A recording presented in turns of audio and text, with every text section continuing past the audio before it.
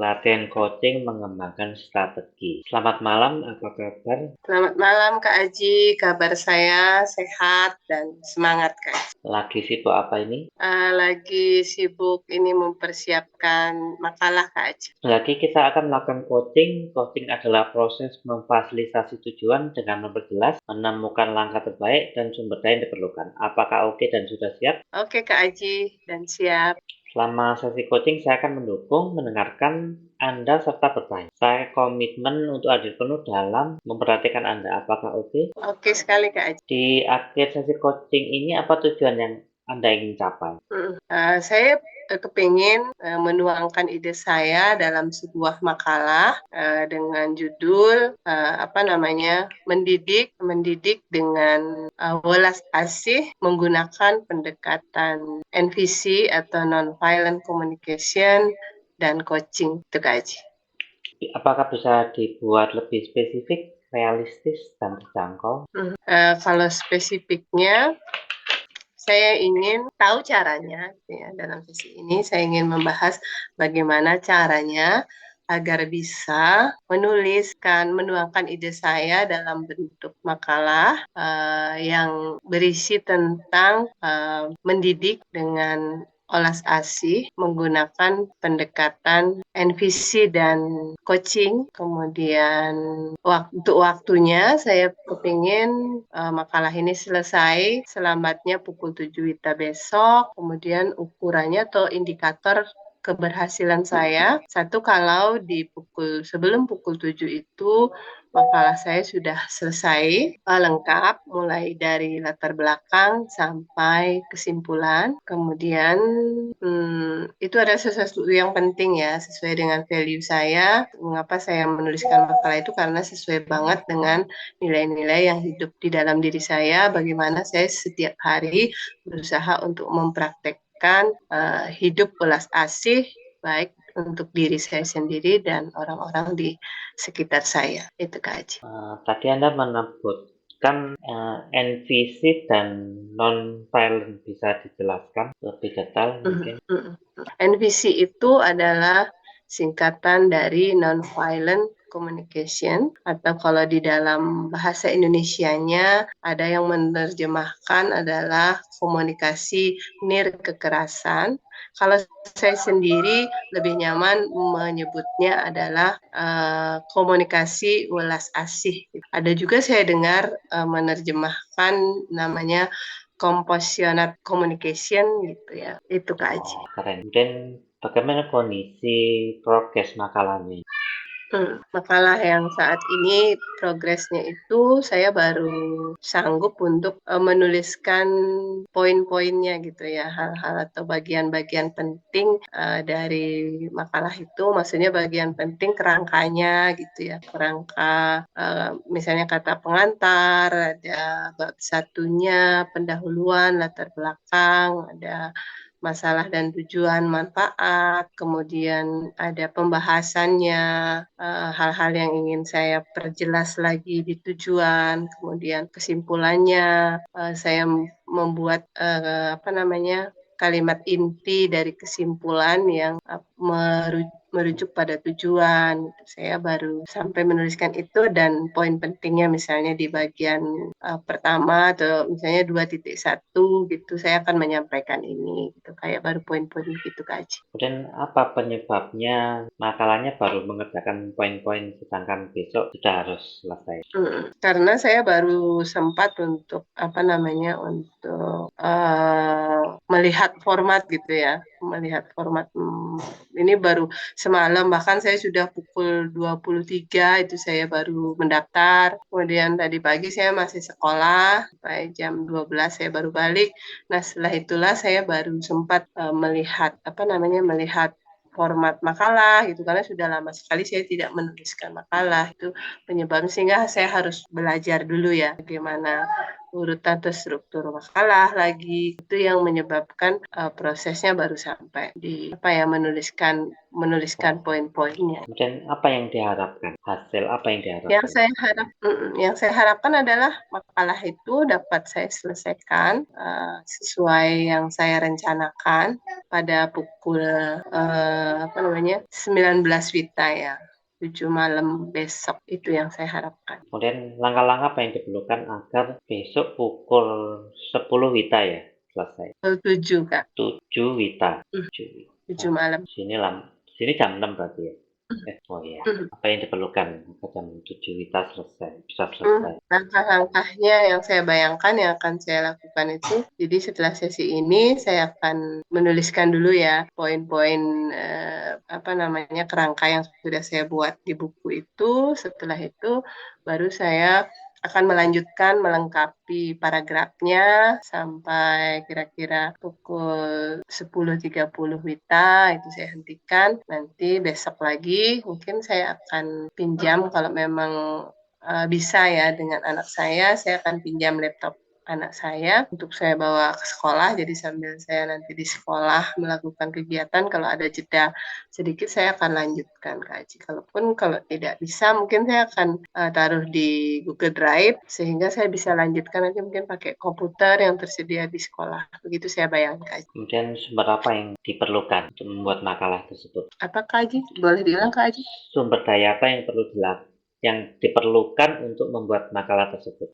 Sumber daya yang pertama itu adalah komitmen saya ya, komitmen untuk bertanggung jawab terhadap pilihan waktu atau deadline waktu yang saya sudah tentukan. Ya, kemudian saya memanfaatkan sumber daya yang ada ya. Tadi saya belum kepikiran kalau seandainya anak saya juga menggunakan, karena saya dengar dia sedang ingin mengikuti lomba untuk desain gitu ya. Gimana kalau dia juga make? Ternyata saya kepikir, oh ya, saya taruh di ini aja di Drive gitu. Jadi di mana saya nanti bisa meminjam perangkat yang memungkinkan, saya masih bisa melanjutkan di sana ya.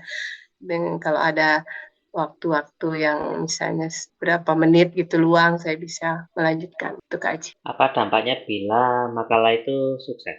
Dampaknya kalau untuk diri saya ya ada perasaan lega, bahagia gitu ya, karena kebutuhan saya untuk aktualisasi diri ya, untuk belajar, bertahan dan berprestasi itu terpenuhi ya. Jadi ada kebutuhan juga untuk hidup bermakna, ada artinya loh saya hidup di dunia ini gitu ya.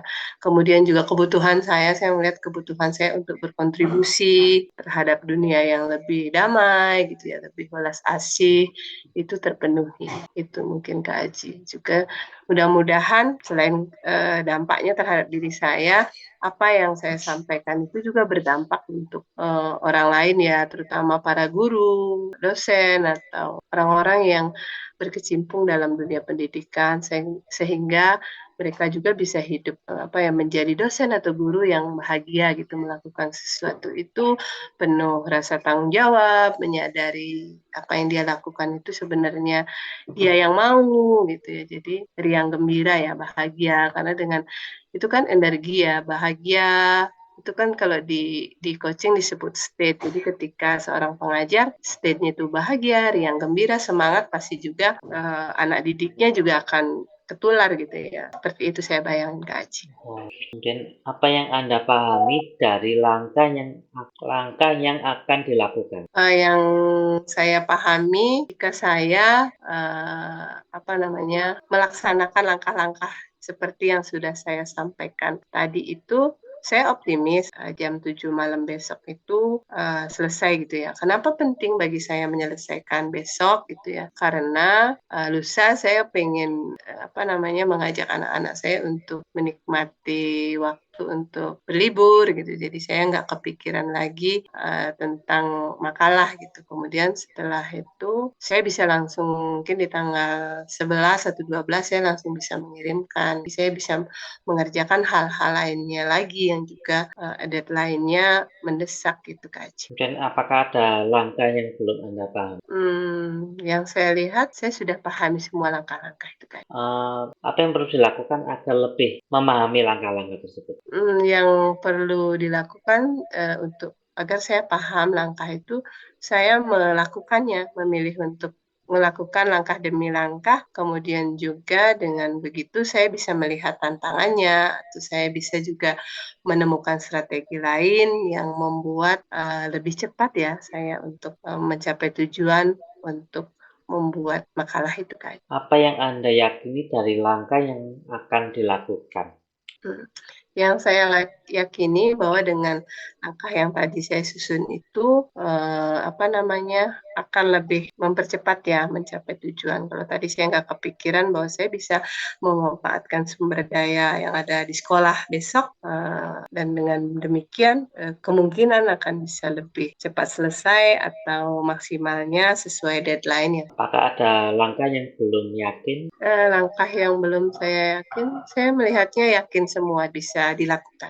Keren. Apa yang perlu dilakukan agar Anda lebih yakin lagi? Yang perlu dilakukan, mungkin yang tentang laptop tadi ya, setelah sesi ini mungkin saya akan nyampein ke anak, apakah bisa gitu saya menggunakannya, besok saya bawa ke sekolah gitu. Kalau tidak, berarti alternatif plan B saya pakai, oh besok saya pakai laptop ini ya, apa namanya, laptop atau komputer yang tersedia di sekolah, itu yang saya bayangin aja. Langkah mana yang paling Anda sukai dan paling semangat untuk menjalankannya? Langkah yang paling saya semangat untuk menjalani sebenarnya ya keduanya semangat ya Kak Aji, tapi kalau boleh untuk kemudahan saya, memilih untuk meminjam laptop anak saya gitu, jadi saya tidak perlu repot lagi untuk upload di Drive, karena itu pasti butuh waktu ya, ada waktu lagi yang harus saya gunakan. Tapi kalau memang itu tidak memungkinkan, saya juga sudah menyiapkan rencana B gitu. Kemudian langkah mana yang paling Anda tidak sukai atau tidak semangat untuk menjalankan? Nah, kalau tidak semangat sih nggak ada, cuman itu dah tadi plan A-nya, berkoordinasi dulu dengan anak, kalau itu sudah oke berarti itu kemudahan kan.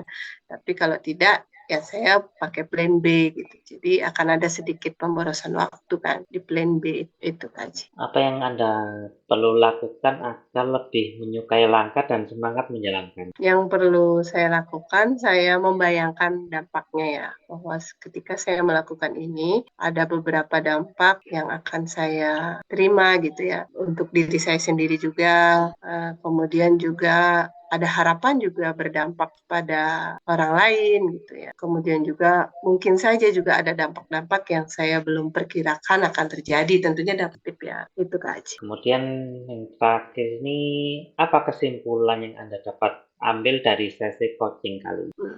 Terima kasih Kak Aji.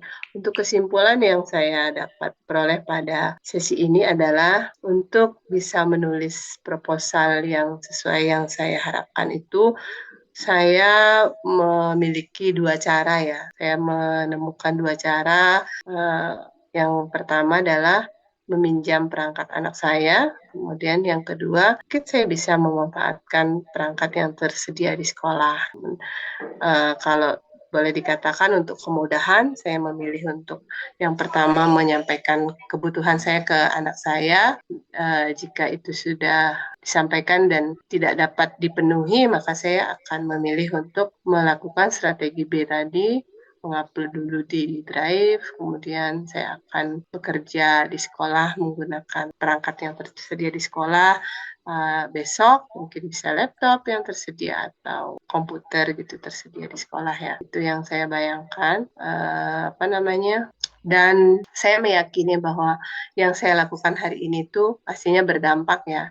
Setidaknya minimalnya berdampak kepada diri saya sendiri, kemudian juga ada harapan juga saya bisa memenuhi dan berdampak kepada orang yang nanti membaca atau mendengarkan webinar saya. Dan bahkan saya juga memikirkan gitu dan berharap juga ada dampak yang lebih dari apa yang saya bayangkan. Kemudian action plan apa yang pertama kali dilakukan setelah sesi coaching ini berakhir?